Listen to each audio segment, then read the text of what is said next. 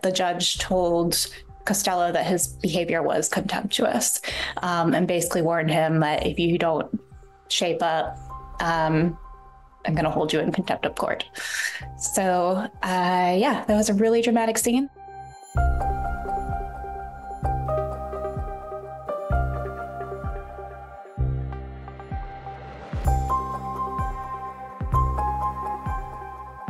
On Monday, we had Cohen back on the stand for just a little bit more testimony, but then the prosecution rested its case, and then the defense was up.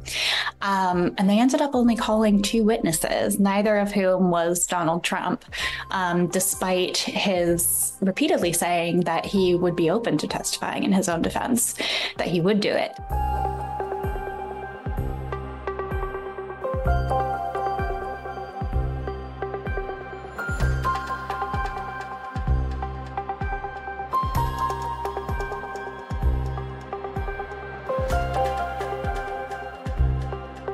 There are limits on what he could say. But the point of him on the stand was just to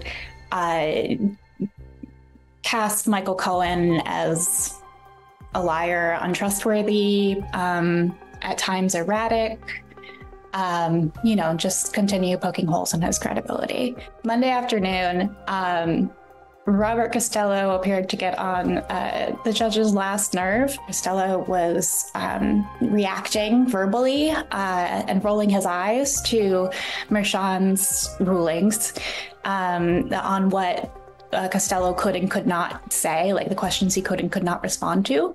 And he was saying things like, geez, and rolling his eyes. And the judge cleared the jury from the room and started to admonish Costello.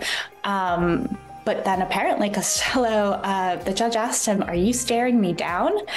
And at that point, he cleared the whole public gallery. The only people allowed to stay were some of Trump's, Trump, his team, and some of his, allies who were there.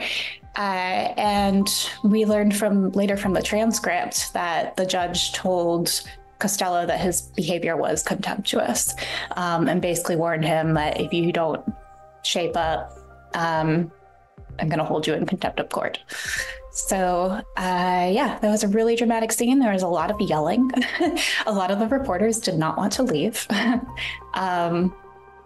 But we all, they got us, the whole thing lasted just around 10 minutes of chaos. But the thing about Robert Costello is that he is an attorney himself. He should know better. He should know the rules of proper conduct in the courtroom, and how you can and cannot treat a judge while you're a witness.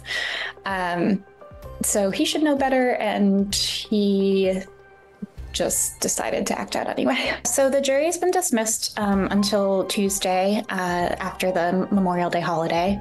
The judge was he seemed really concerned about not wanting any big breaks between the closing statements and the jury instructions and then deliberations. He kind of wanted that all to go back to back.